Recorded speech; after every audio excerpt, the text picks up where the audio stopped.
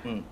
Pwede kong i-reschedule yung alis namin para makastay muna kami, ma-assist ka namin sa meeting.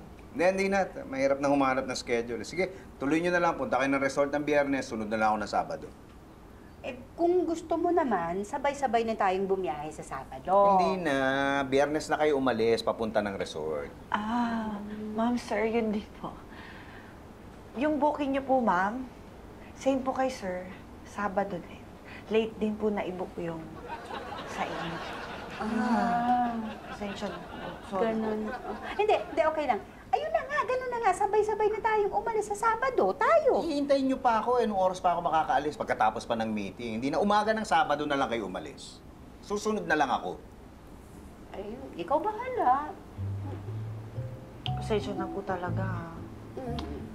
Kaya nagpasama po ako dito kay Patrick kasi naiyak talaga ako. Hindi, okay lang yun. Kahit naman Sabado na kami umalis, marami pa namang oras para mag-enjoy.